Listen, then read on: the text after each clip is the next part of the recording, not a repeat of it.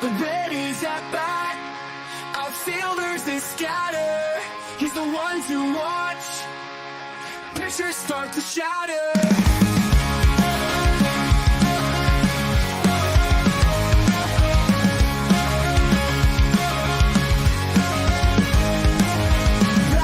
On the mound, throws that blistering fire, strikes him out real quick. He succeeds his desire. Raises it high, Bradley makes him cry. The Rays are gonna fly to the end of the sky.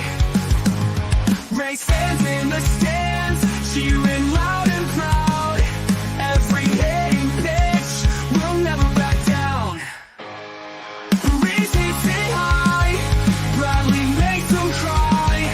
Rays are gonna fly to the end of the sky. Rays fans in the stands, cheering loud and proud. Every hitting pitch will never back down. Rays hits it high, Bradley makes them cry. Rays are gonna fly to the end of the sky. One team, one fight underneath the spotlight. The Tampa Bay Rays, we're winning tonight.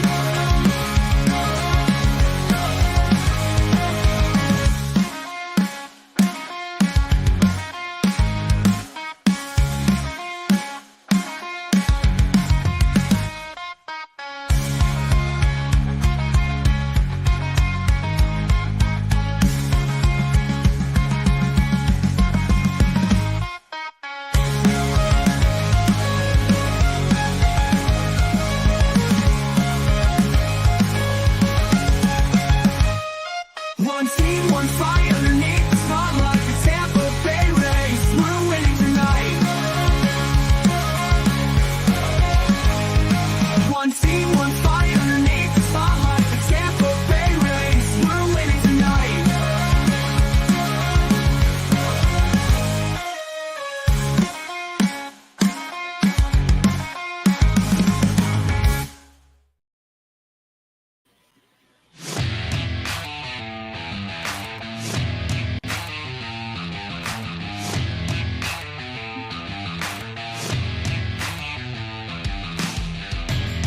And now, you're tuned into RBLR, the home of Tampa Bay's Reveler Sports. This is your RBLR Rays podcast. I'm your host, Zach Dahl, along with my co-host, Pat Davenport. Pat, how you feeling? I am feeling good. The vibes in the UK are very good right now. It's a sunny day outside. We got a brand new government for the first time in 14 years. We're through to a semi-final in the Euros. Lewis Hamilton just won the Grand Prix. It's a good time to be British. And until about 2 days ago, it felt like it was a pretty good time to be a Rays fan as well. It really did. And, you know, that's the way of things, you know? Like, you can feel like it's a great time to be a Rays fan, and then you can have 2 games, and you may not feel that way. But then again, in 3 more days, maybe 5 more days after the Yankee series, we could feel that way again. And we're going to talk about whether we think we will feel that way again on this show today. Thank you, everybody, for joining us. If it's your first time here, thank you for dropping in and hanging out with us before the game today.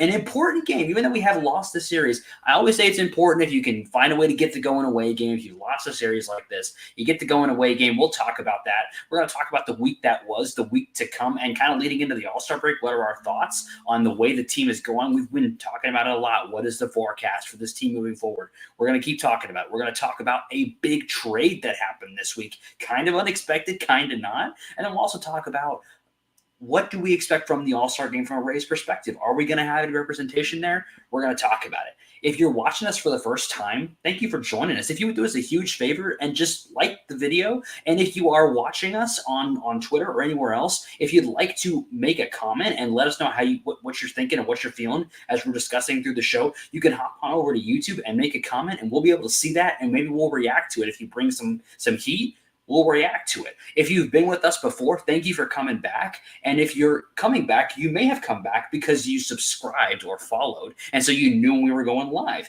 And if you have not done that already, I recommend that you do it so that anytime we go live, you will see that in your feed. thank you for everyone that's here, and we're going to get right into it. Absolutely. And I think we should start with perhaps the big roster move that took many by surprise this Indeed. week. It took me by surprise for sure. And that was Yeah. a trade with a team we're definitely familiar with trading with, and that's the Milwaukee Brewers. We have good relationships with those out in Milwaukee, I think. It's where we sent our beloved Willie Adames. It's where we got Drew Rasmussen from. It's, we like those guys over there. They're a smart organization over They're good there. dudes over there. Yeah.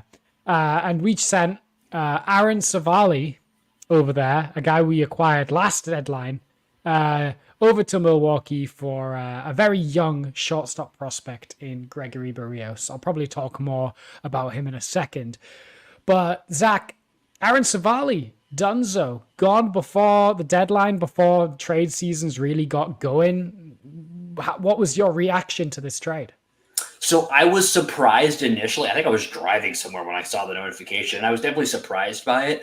But when you look back on it in retrospect, this is kind of the Rays' MO. They tend to do their biggest shopping at the deadline or biggest moves at the deadline actually early. They did this with the Nelson Cruz trade a couple of years ago. They like to strike early and kind of before everything gets all messy around the deadline. They like to make those early moves, and we saw that again here. I don't think it was shocking to see the move for Civale. I think we talked a little bit about, is he going to go to the bullpen? Is he going to go to AAA? Like, what's the move going to be there? Because he's kind of been having a rough season, although he was kind of turning it around over the last couple of weeks. So maybe this was a case of the Rays saying, we're going to sell while the iron is hot. While he's having some good performances, we're going to get the max value. And, getting a top 20 prospect is definitely a good value for him, I would think. It's tough because you hate to lose starting pitching at any time, but when you look at the roster and the fact that we replaced him with another guy, like literally straight away, and we've got another guy in AAA who's rehabbing right now, who's going to be coming up as well, it does kind of make sense because you have the arms to replace him. And he's not better than either of those two guys right now. Like, I don't think he's getting starts over Shane Baz or Jeffrey Springs, either one of them. So it's kind of like, it starts to get really tight to determine what to do with him. And the Rays clearly felt like this was a good value. As we know, they listen on everybody. The Brewers have had a really rough season from a pitching perspective. They were like 7th in offense as a team, and they've just been really, really bad at almost every statistic from a starting pitching perspective. I mean, I'm sure moving off Corbin Burns didn't help them. So they needed to go out and add some starting pitching. They did that here. It's a good move for them. It's a good move for us, as we're moving a guy like Carson Williams up the system. There is definitely, there's definitely going to be needs for, glove first with potential shortstops. Like, you're never going to, the Rays are never going to turn down a guy like that. It's a guy that's a player archetype that they like. They think, there's some chance for him to do well.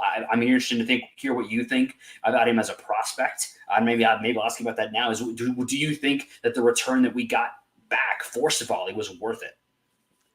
So, it's an interesting one, especially when you broaden your context of how the Rays acquired Civale. We sent Kyle Manzardo, who was a pretty well-regarded prospect in the Rays system, for Civale. He was one of our top 10 organizational prospects when we traded him, and was a top 5 first base prospect in the game, kind of universally. He started to kind of get towards the fringes of the Cleveland roster. He's kind of been up and down. Hasn't made a huge splash for the Guardians yet. But and in return, we're getting Gregory Barrios, 20-year-old shortstop, currently playing at high A. He did that with Milwaukee, and he's reporting to Bowling Green with the Rays.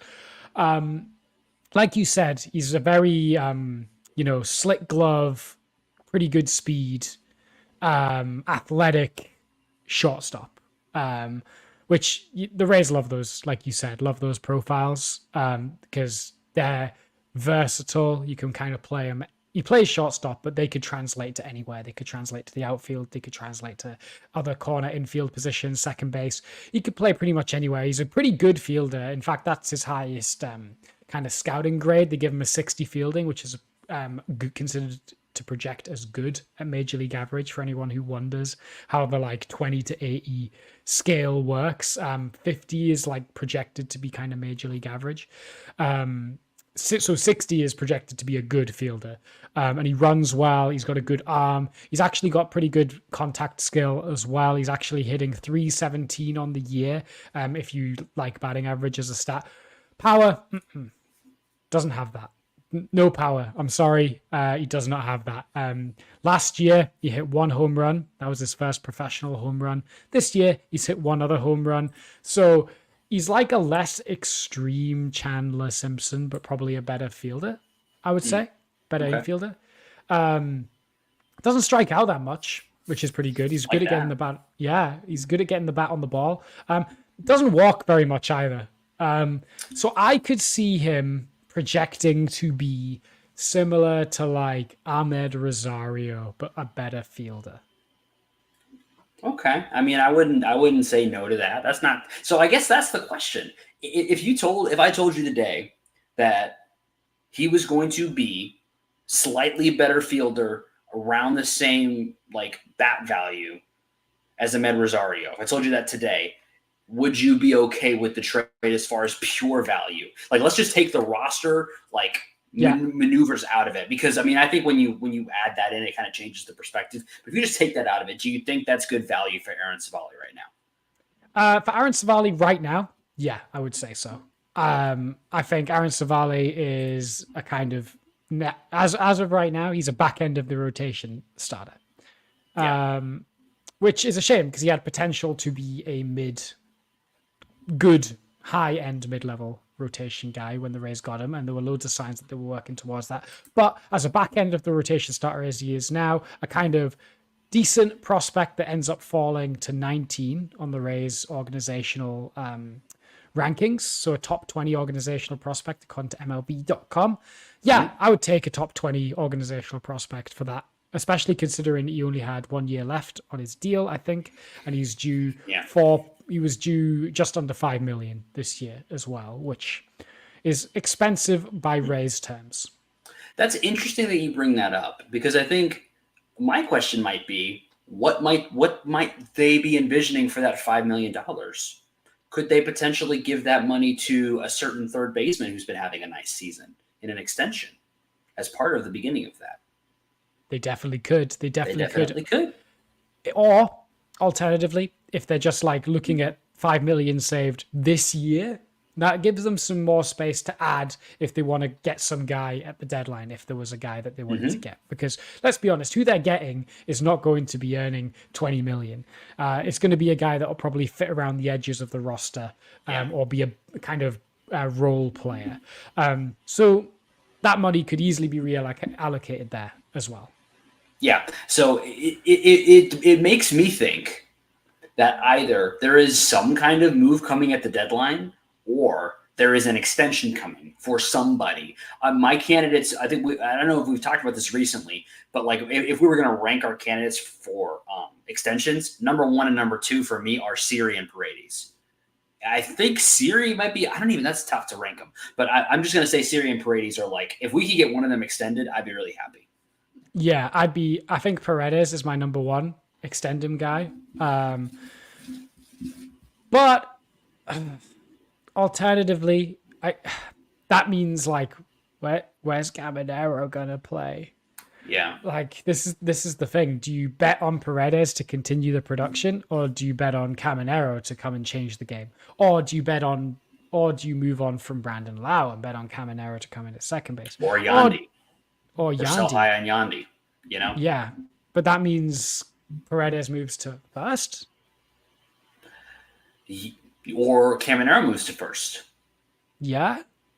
So Brandon Lau moves to first, who he has played occasionally. Yeah, it's a good problem. Yeah. To have, but we've got a real infield kind of logjam. With the only kind of position where you go, yeah, we can definitely like put a prospect in that I'd be totally fine taking all the playing time is shortstop. And we do have somebody who we think is going to be doing that. I would say mid 2025 would be my guess. Maybe starting 2025. We'll have to see how he plays the rest of the year with Carson Williams. If you don't know who we're talking about, I would say Carson Williams is the shortstop apparent unless something dramatic happens, and then many He's doing really well he's doing really well in Double A right now. Is Carson Williams? He's still striking out a lot, but he's still maintaining the level of production that he was having in the lower levels. In fact, even better than the production he was having in the lower levels, despite striking out, like still striking out a ton.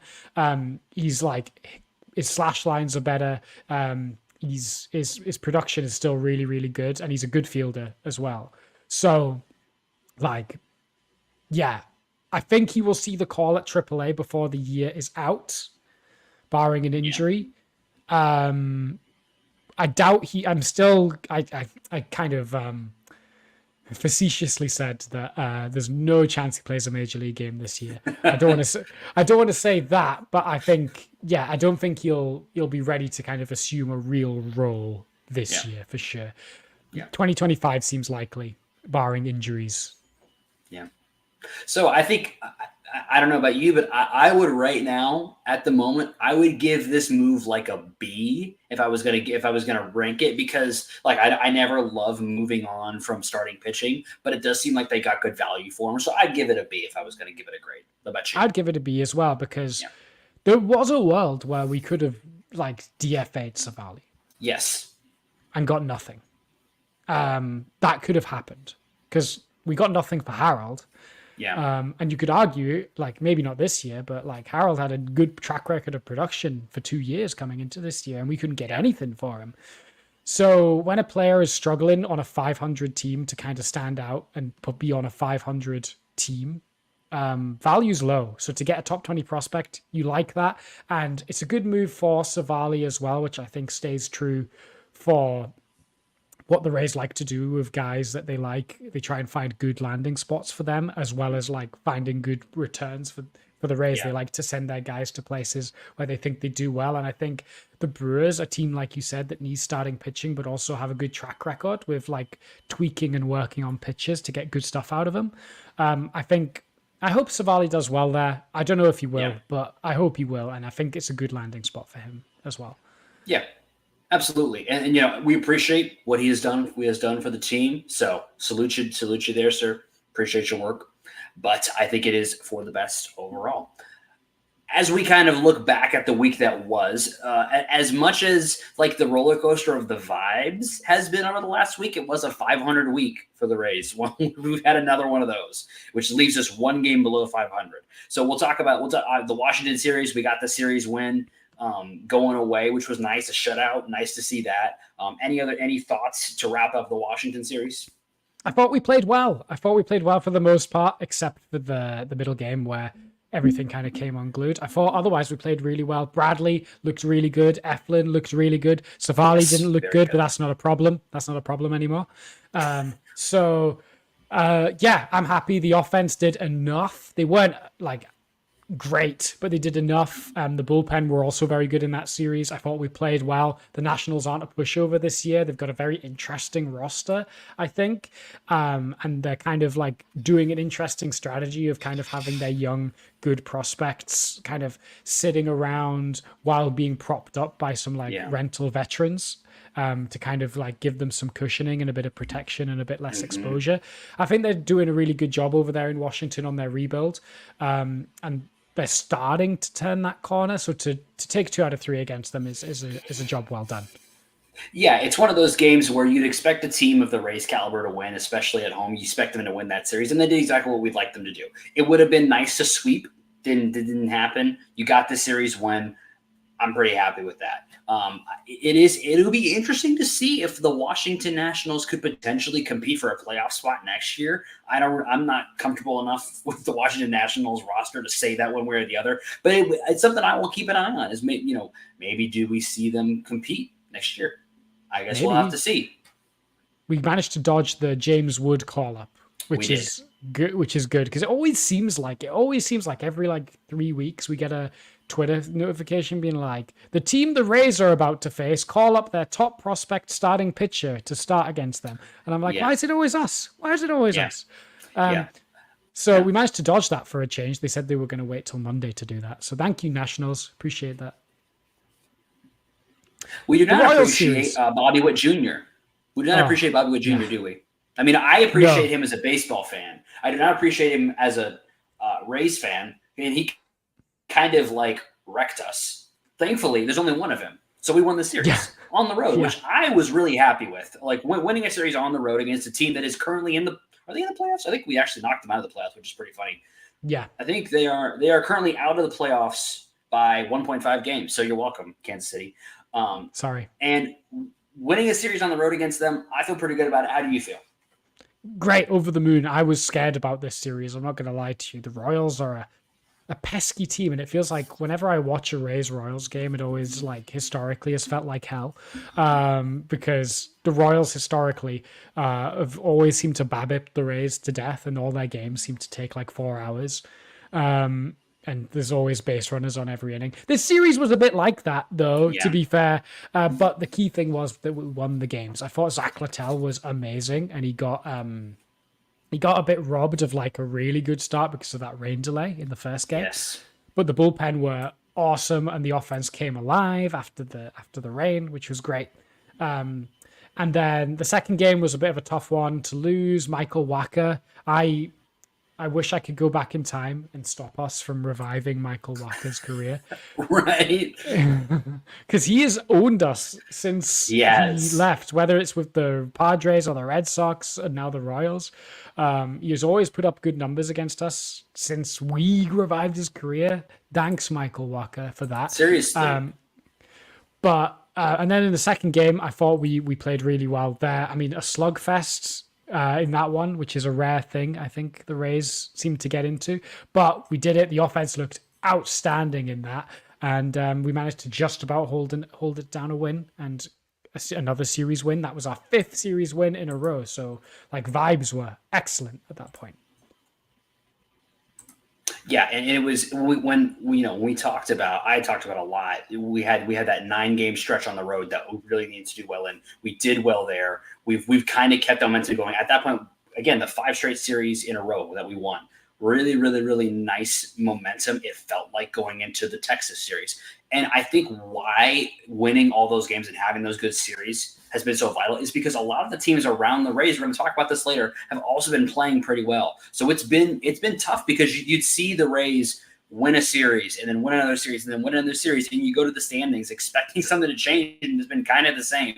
So they've been playing 600 baseball for a little while now, and it's just been tough because you haven't seen the gains on the leaderboard match what I think is the level of play they have been putting out there. Yeah, 100% agree, and it's because we're so caught in 500 purgatory right now. Like, hey, we got above 500. Oh, now we lose the game. We're back below 500 again.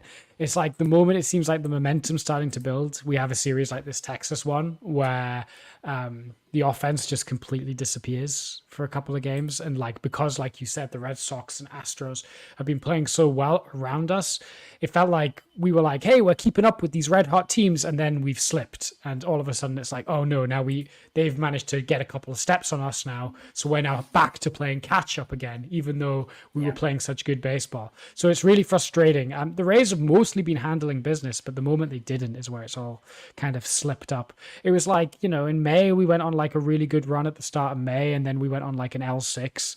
And it's just feel like whenever we do something positive, we follow it up with an equal act of negative play.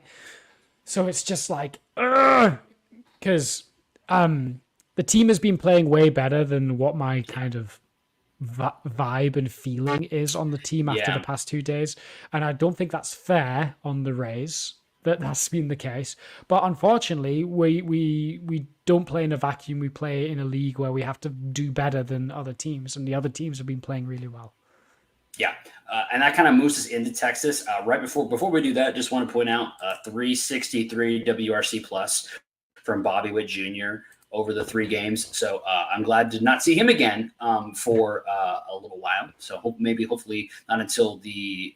I guess, do we play him again? I don't think so. I think we'd only see him again in the postseason. So that's great because I don't like him very much. Moving into the Texas Rangers series, it's hard not to feel like the vibe is like dead after you had 2 games. You had a 5-game series winning. You had a 5 series winning streak. You came into this series. You have had the runners on base to win/tie the game in both games multiple times, and you didn't get it done. You thought you got it done in yesterday's game with Yandy with the 3-run bomb. You thought you were there. Kelly gives it up. It's a frustrating brand of baseball that we had to watch over the last 2 days, and I'm on the same train with you. I don't think that the Rays played terrible, and I don't know that the vibes that we have right now are justified based on how well the team has actually been playing. But it is frustrating. It is hard not to be frustrated with them when you see them getting in position to score and having opportunities to win the game, to go ahead and not pulling it off. So it's just been a little bit of a frustrating couple of days. 100%. I don't know what it is about Texas and like being vibe killers for us. They seem to always be that way. Like in the 2010 and 11 playoffs, last year's playoffs, they just seem to kill our vibe and ruin the party for us. I don't know what it is. It's frustrating. Like really, we only got one significant hit these past 2 games, and that was that Yandy 3-run dinger. The pitching's been pretty, like Bars was good. Yes. Bars was good, and we should give credit where the credit's due there. And like, it's a shame that Kevin Kelly was the one that kind of took the hit there. I wouldn't have done anything differently. No, I wouldn't either. Because it would have just been as simple as Kelly and then Poche/Adam and then Fairbanks. Like that's how I would have lined it up. You could, I guess, argue semantics of Poche instead of Kelly, but against like a bunch of right-handed hitters, I don't know. And you would have probably pulled it for Simeon anyway, right? Right. It just Simeon's didn't really work good. out. Simeon's really good. Really good hitter, does really good things. Sometimes that just happens in baseball. Sometimes you can make the right move, and we I think we've seen this actually a lot this year. Like I think we haven't really had too much beef with Kevin Cash's decisions across the year. That doesn't mean it works out. Like, and that just kind of is what it is. I think a lot of times when something bad happens like that, the impulse is to go, "Why did Kevin Cash do that?" Or "This person sucks." Or in reality, sometimes a guy who's really good just performs really good. And that can be tough to watch when it's not your team doing the really good performing, but sometimes that's just what happens. And it was crushing to lose a game that you really wanted, because then you keep the series winning streak potentially alive. You go into the Yankees at home after a bye and you think, hey, maybe we can really run something through here. Didn't happen. But the thing that I trust about the Rays, I'm not going to predict today's game because I've stopped doing that because I tend to always predict it wrong. But this team can absolutely bounce back. This is a team that does not give up, that does not surrender, that does not fold under the pressure and under, scrutiny, under, tough situations. They continually have gotten back up and kept on plowing ahead. This team could easily have packed it in and be 10 games back and just to give it up, but they haven't, despite all the bad luck, despite the unfortunate injuries and the unfortunate timing of those injuries, and just some characteristically bad performances from some of our top performers. The team has continued to plow on to fight the good fight, to be in the conversation around the playoffs. And I just, I guess there's a part of me that wants to believe that perseverance is going to be rewarded. Yeah. And they are going to be rewarded with some wins and with a little winning streak of some kind to kind of re-inject things back, where they should be. I just kind of believe that because this team has fought so hard to earn that. I think the roster's in as good a shape as it has been all season. Yeah. Apart from Springs, the roster's almost as good as it can be now. Yeah. All the good players are here. And this team can go on a run, but it could come mid-September and it'll be too late if they don't hurry up. This is Robert's hitting the road a little bit. I know there's no must-win games until you're out of postseason contention, and we're still in postseason contention. But how many games out would the Rays need to fall before you go, I don't think they're going to make the playoffs? Just as a exercise in in theory?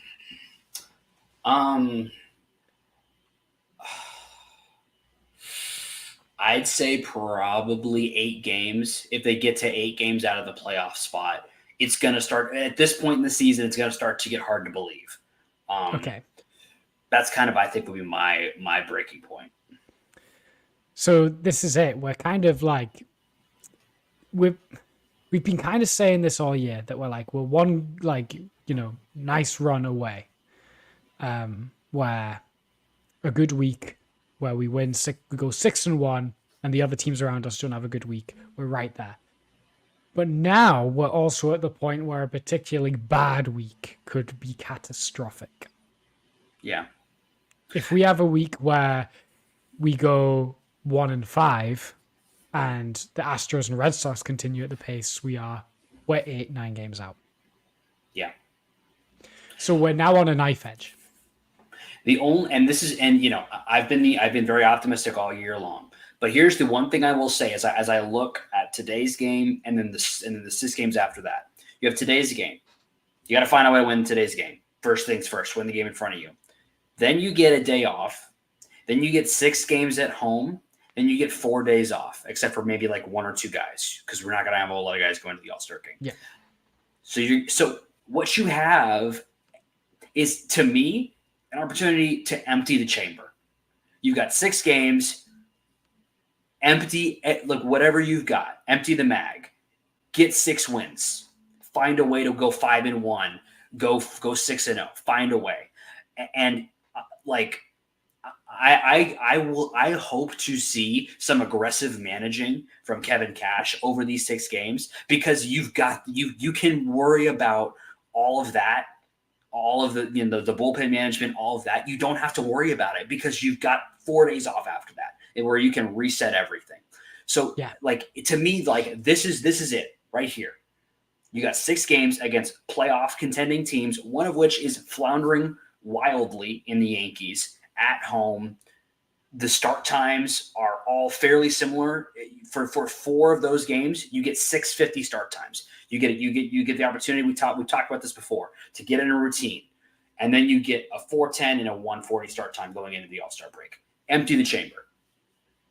I agree. I completely agree. It's a big week. It's a big week ahead, because if it's a good week, we'll be like, we're so back. If we have a bad week, we'll be like, maybe it's over.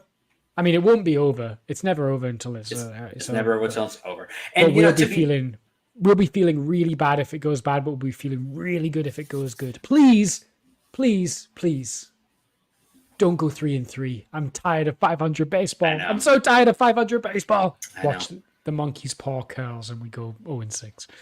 Yeah. Or if you're out there right now and you're concerned, you feel like you've gone 0-6 this last week, or you've just been watching the Rays and you're feeling a little bit down, and you need something to not only improve your consistency of your wardrobe, but also to kind of put you back in a good mood, get you back in step.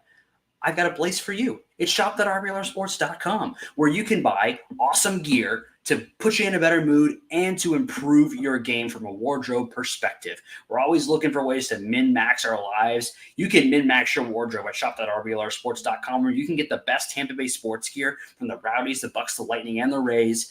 The best stuff is there. And we're giving you 10% off everything there with promo code FLAPPY, FLAPPY. Shop.rblrsports.com, 10% off everything there. Promo code FLAPPY, FLAPPY. You can't be repping the All-Stars if you don't look like an All-Star. And that's what shop.rblrsports.com can do for you. Speaking of All-Stars, let's talk about the RBL Arm and RBL Out of the Week. Because could it be, I don't think one of these guys is going to be an All-Star, but could it be that one of the guys that we're going to highlight, actually maybe as an alternate, I don't know. Let's just talk about it. Who is our RBLat of the week? Our RBLat of the week is maybe going to be an All-Star. Maybe. That is the sock. The guy that's been doing it all year is Isaac Paredes. Oh my God, he's done it again. I need to go back and see how many times he's won Bad of the Week this year. It's got to be tons. We really should be keeping track of this. That's something we should start doing, is keeping track of all these winners. Yeah, because then we can maybe at the end of the season review it and say. Leave that with me. But he has been, we were all like, "Oh, is Isaac slipping up a little bit? Is he gonna take a bit of a slump?" No, no, no. He's back, ladies and gentlemen. He put up a 217 WRC plus, a pair of home runs, drove in 5, continuing to walk a load. He's just been absolutely outstanding with the bat, carrying the team, this offense on his back. Didn't have to do it all by himself this week, as we had a few other good performances. But Isaac put up 0.5 FWAR in just a week, half a win in a week. Amazing. You can't argue with that. That'll win you bat of the week every single week. Isaac, continue to be amazing, buddy. Keep pulling those fly balls. We love you. And I think it's funny that you mentioned like not doing it alone. Like, I think this is we agreed on the bat of the week this week, and it should tell you how clearly better he was than everybody else that I didn't give it to the number 2 guy, Brandon Lau, which I desperately wanted to do, but I couldn't in good conscience do it because he was better in every almost. I couldn't find a single metric except for batting average, which is a fake stat. Not a fake stat, but it's not a stat that I put any stock in. Isaac Paredes was either equal or better in every single stat. So that just tells you how good of a week he had. He's been the most consistent bat on the team all year. He's played really nice defense at third base. 0.5 FWAR in a week is no joke. If you did that every week of the year, you'd be in for a really nice season. And he's been in for a really nice season. Isaac Paredes is our well-deserving RBLR bat of the week. Absolutely. But what I've got here is we have 7 guys that hit to a over 100 WRC plus this week. And Ahmed Rosario came very close. He had 99. So fair play to you, Ahmed. But Richie Palacios also had a really good week as well. Mm-hmm. He didn't really hit for any power at all, but he slapped a bunch of singles about and got on base a lot. And Randy and Johnny DeLuca also had some pretty good weeks as well. They did. And I give props to Johnny DeLuca because that's another example of players on this team who could have easily just kind of folded when things weren't going well because he's been having a rough go of it recently. And he has battled back and kind of won the Rays game this week. So props to Johnny DeLuca. It's good to see you back, Johnny. Okay. We also had a consensus on our RB alarm of the week. Zach, who the heck was our arm of the week this week? This one was, I don't want to say it was a no-brainer, but it was like a fairly easy decision. And it does help that this guy started 2 games, but it also double helps that both of the games he started were really, really good. It's the monument himself, Taj Bradley, a 0.5 WAR in a week, 2 starts, almost 12 innings, 11 and 2/3 innings pitched to a 0.77 ERA, even better, a 1.45 FIP, 2.58 xFIP, just was doing everything that you'd like to see. Didn't give up a home run in either one of his starts. That's something you really like to see from a Rays starting pitcher is no home runs given up. We love to see that. He's starting to become what we always hoped he could be, which is an upper echelon of the rotation. Maybe not number 1, but maybe 2 or 3 of the rotation starter. He's starting to round into that kind of form. It's amazing to watch it happen where he's starting to get a little more consistent. He's starting to land more pitches in the zone to threaten with his other breaking pitches to get those swings and misses. It's been really fun to watch him kind of evolve and become the guy that we always hoped he could be. Taj Bradley, what a week. What a week. And he's being more efficient with his pitches as well. Yesterday, through 6 innings, he didn't even throw 80 pitches. So he's looking really good. He could have, in theory, and I think that's where some of the criticism for Cash came, he could have gone out there to start the 7th, if you're just talking by pure pitch count numbers. But, ups and downs, and he's still young and high leverage, all that kind of stuff. But Taj has been awesome. And also his ground ball rate has been really good. He had a 50% ground ball rate this week, which is great because, he's been known to be hit hard. And in the air a lot. So it's good that he's managed to bring that down a bit as well. Just all the numbers point to a great week for Taj.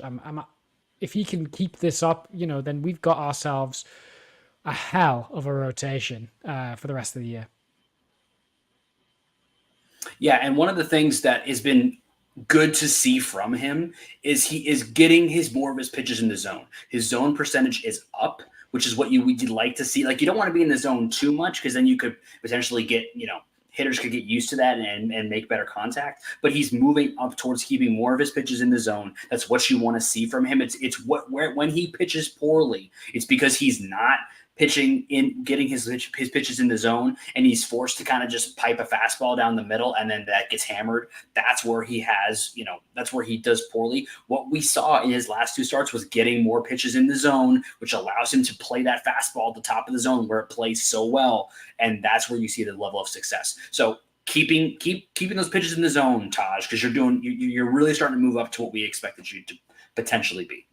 Yeah, and it's been such a fast development for him as well. Like, it feels like it was only a month ago that he was struggling, but now he's right there. So his effort deserves to be applauded. I also want to give a couple of honorable mentions. Shane Bars had a great debut this season. Welcome back from yes, 2022 to now. Welcome back. Yeah, it's good to have you back. It's a long road back from TJ, back to the major leagues, but he's managed to do it, so well done. I also thought Zach Platel had a really good start cooking that got cut short by a rain delay. That wasn't his fault. Yes. But he went 5 scoreless, and he probably could have gone an inning or so more as well. So well done, Zach Platel. And you'll be surprised that I'm saying this. I want to give a shout out to Phil Maton. He had a good week. Yeah, 4 appearances this week, no runs allowed. What more do you want? That's about that's about as much as you can ask from a relief pitcher. Don't allow runs. Yeah. Go out there more than once or twice a week. So there you go. Thank you well done, Phil Maton. So those are our bats and arms of the week. So let's talk about All-Stars while we're applauding performances. The Rays do not have a starter in the All-Star game. We do not on the position player side. The only person that was anywhere close would have been Paredes, but he didn't get any votes. And unfortunately, the starters are decided by a fan vote. A Rays player that wasn't, playing like an MVP caliber would have no chance. Just not going to happen. Yeah. So the Rays do not have a representative, but we're contractually obligated to have at least one. Who do you think our representative next week will be in Texas? It's a little frustrating because it should be Paredes because he's played so well. I wonder if because there's a couple of guys who are going to be there that could play third base. I don't know if he'll end up being there. I would like to see him there. He's earned it. I hope he gets there. I also think Jason Adam has a pretty good chance of being there. He's been the Rays' most consistent reliever, so that's usually kind of where they look. When teams are trying to just find an all-star guy to put on, they'll look for somebody who's been pretty good. I kind of don't know if there's really anybody else, unfortunately, because they've had some kind of up and down performances, and so many of them have been hurt. Like, I think Siri, if he had kind of not, had a little mini injury bug and been a little more consistent, could have potentially been deserving. But right now, I think Paredes and Adam are the best bets. Yeah, I completely agree. Ooh, I think it's tough. It's tough which one is going to get selected. You can never bet against a reliever going from a team that's not really spectacular. You can always bet on them going, we need another arm in the pen. So it could be Adam. I think it could be Adam. I think if Pete hadn't been hurt so much and hadn't been kind of off and on the IL, he would have also been up for that. But I think it's probably going to end up being Adam as our representative at the All-Star game. I'm going to use this as an opportunity to say that fan voting is stupid and we should get rid of it because the best players never are the ones. This year, it was fine overall. It was pretty good. I will say, as much as I love Paredes, I think that, Jose Ramirez was a little better towards the back half of the year and kind of pulled ahead a little bit of Paredes, so I'll let that one go. But in general, the fact that Isaac Paredes wasn't even in the top 10 of third base voting is everything that is wrong with fan voting for the All-Star game.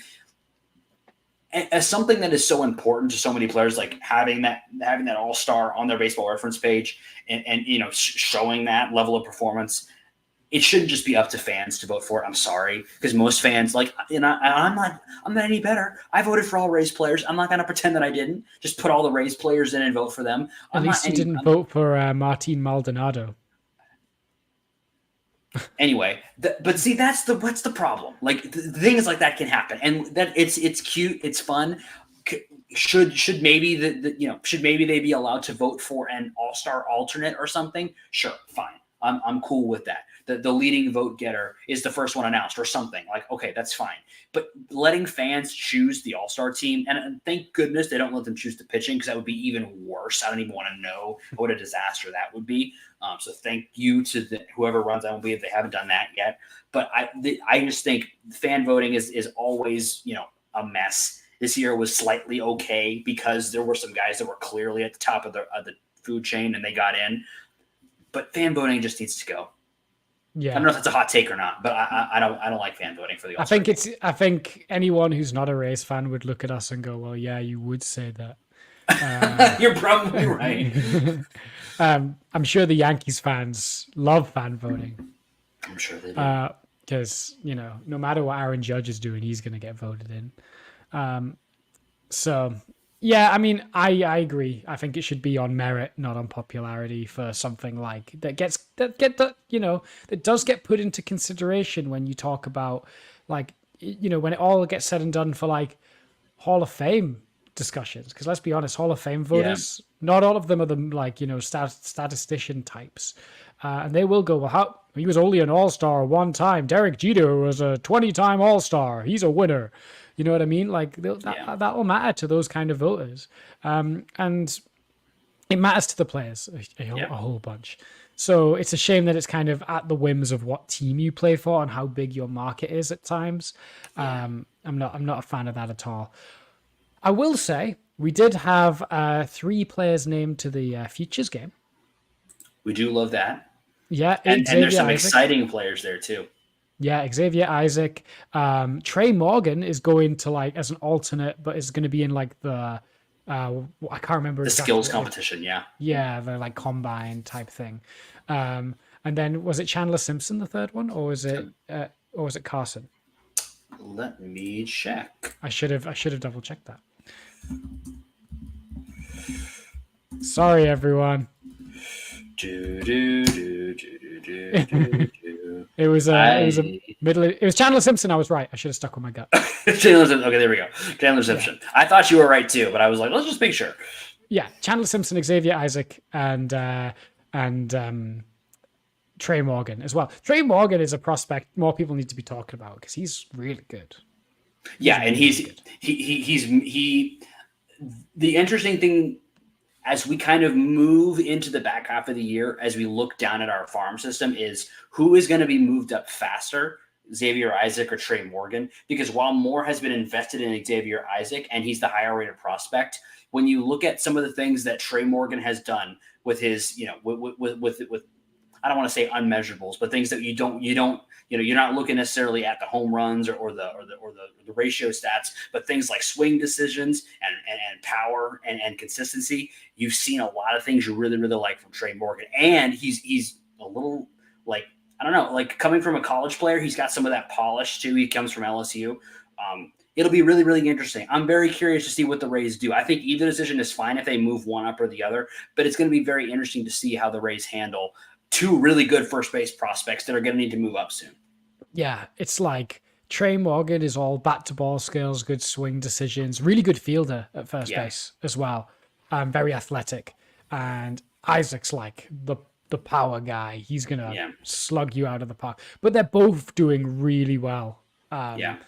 Like, even Isaac, who's like considered the more like lower batting average, lower OBP guy, is still hitting 293, 382 on base percentage, 550 slugging for a 932 OPS, 13 home runs.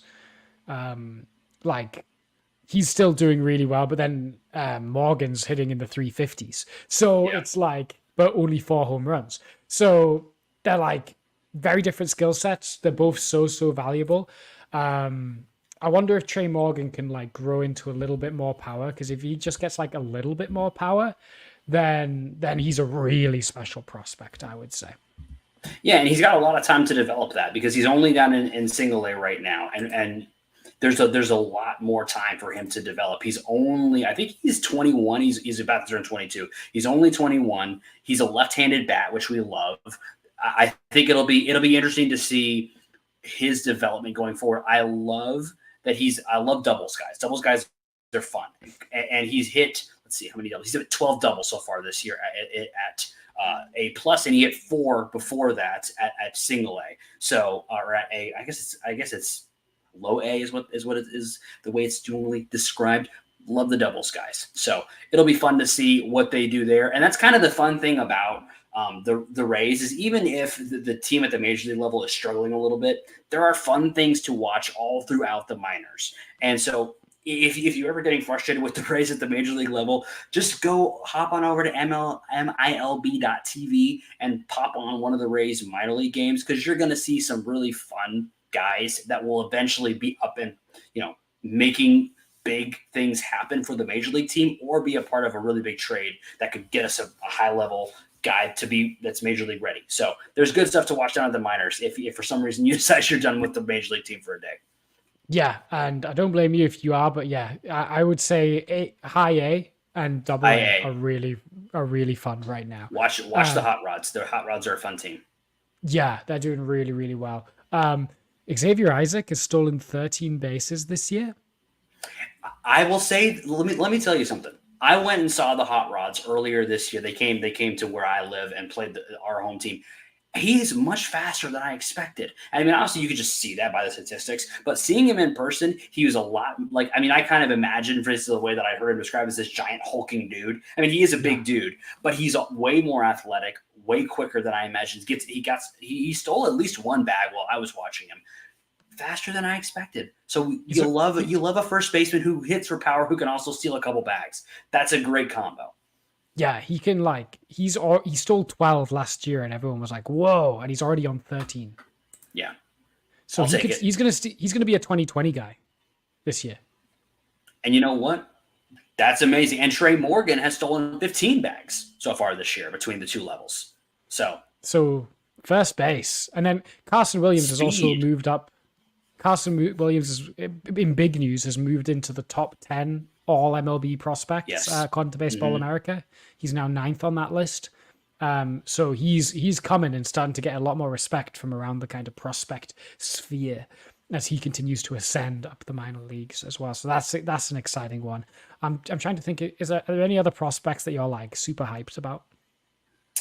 I think the older one that I'm interested to see, because I wonder if potentially he could show up at the major league level sometime this year, is Joe Rock at AAA, a starting pitcher at AAA. He's been really good for like a while now, and it's interesting. I think there was a time, we talked about it a couple of times, where we wondered if maybe he would show up because we still had some injuries with our top guys, and we were wondering if maybe somebody would get switched out. Now that Boz is back and Springs is on the mend, I don't know that we're going to see Joe Rock at the major league level, but because of how well he's played, I'm curious to see what he ends up doing. I'm getting the feelings of a trade package for a MLB ready starter. There's not a whole lot of those out there. He could be a number 5, number 4 guy, maybe for a team with a weaker starting rotation. I don't know. I just think it's interesting. Yeah, I don't see why the A's wouldn't want him or the White Sox wouldn't want him. I don't know. I'm just saying. So yeah, we got a great system. And that's we haven't even talked about Dominic Keegan. We've not even talked about Chandler Simpson really. So there's loads of great guys in there. So the system at least is great. No real roster moves apart from the Civale trade and reinstating Bars. Jeffrey Springs looked good in a rehab appearance. He went 4 innings. 4, I think. I think he went 3 in his previous start. I didn't see his line from last night, but I will find out. He went 4 innings last time out. 4 innings, okay. And I think, we talked about this a little bit as we were getting ready to start the show.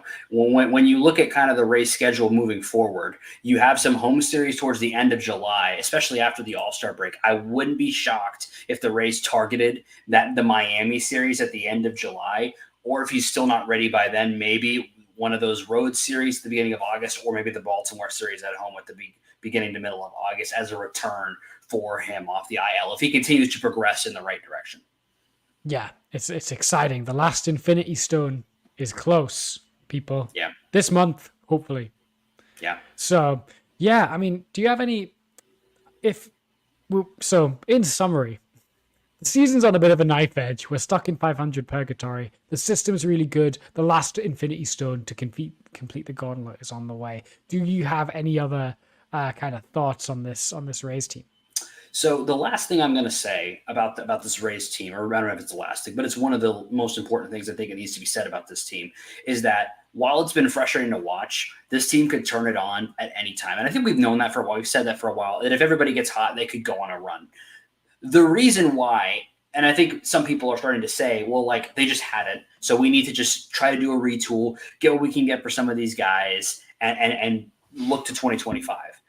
Looking at 2025 is exactly why I don't want to move on from any of this core, because you have McClanahan, who we haven't even talked about, Rasmussen, who we haven't even talked about, are coming back in 2025. This is not the time to punt and give up. Now is the time to, in my opinion, let this team run and do what it can do. And then next year, when you want to talk about the Infinity Stones, you're going to have Shane back. You're going to have Rasmussen back. You're going to have a full year for Junior Caminero, although he's been a little hurt, to continue to get where he needs to get as a prospect and hopefully a player. You're going to have a full another year of Carson Williams development, where maybe he could be the shortstop apparent going into 2025 or early on in 2025. Next year is going to be, and I feel like we keep saying this, and it's been frustrating because we keep saying next year's going to be the year, and we've said that a couple of times now, but considering who's coming back from injury next year, combined with who's already come back and where we are, it's unfortunate to say that what happened with our starting shortstop has kind of derailed this year a little bit, I think, more than we anticipated, because you're missing that production. You're just having, like, Cabby's been great, but you just are missing one more guy kind of, and there's not really a good place to get it from. So you're hoping that some of the other guys who have been really, really good for us in the past will eventually turn it back on and be those guys. But I don't think that now is the time to sell, because of what next year is going to look like. The guys you're going to have available, the construction this team has been put together. I think as much as might be painful, and I hope it won't be, I think this team can turn it around. I think this team can rattle off 6 or 7 straight wins going into the All-Star break. They can do it. But even if they don't, I wouldn't sell, because the future of this team is really, really, really bright. Yeah, I think so. I think whatever happens, we're going to sell off some fringe pieces like Rosario. I think Civale was going to go.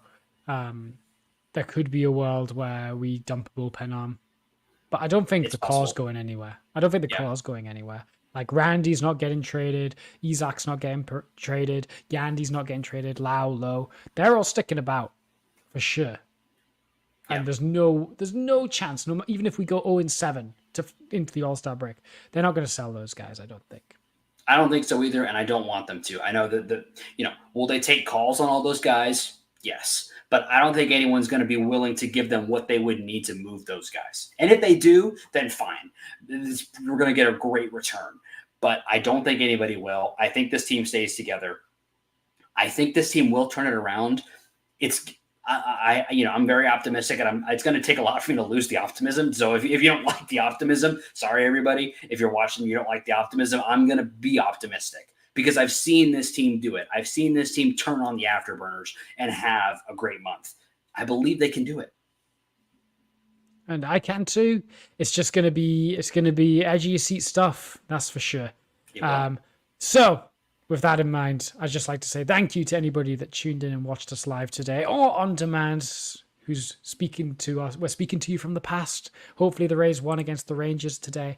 But either way, if you've made it to the end of the show, we'd like to hope that you've enjoyed what you've listened to today. So if you have, could you do us a massive favor, and that's drop us a subscribe, a follow on socials, so that you can be notified anytime that we go live or we drop a new episode. It would be of great benefit to you if you've liked what you've seen, because you will get all the new episodes straight away, and you can be up to date with all your Rays talk. You can also drop us a like. That does way more than you know in terms of our brand exposure and visibility. And also, if you can, tell your friends, hey, there's this really cool Rays podcast going about RBLR Rays. They're super smart cookies over there. They do some good Rays talk. It'd be, again, super helpful as we try and build this Rays brand. And it will mean a lot to us, and it means that you will be up to date with whatever is going on in Rays baseball.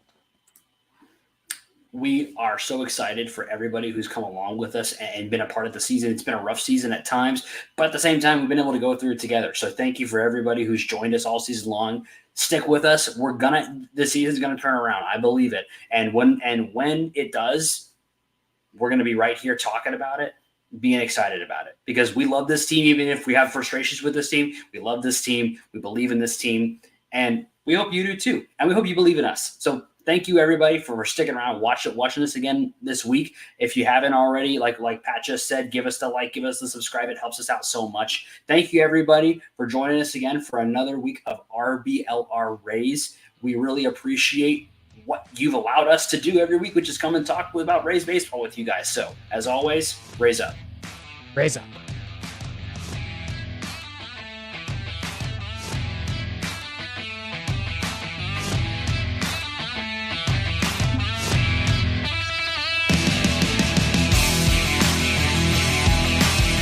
Thank you for tuning into this presentation by RBLR Sports. On your way out of the stadium, please remember to like and subscribe.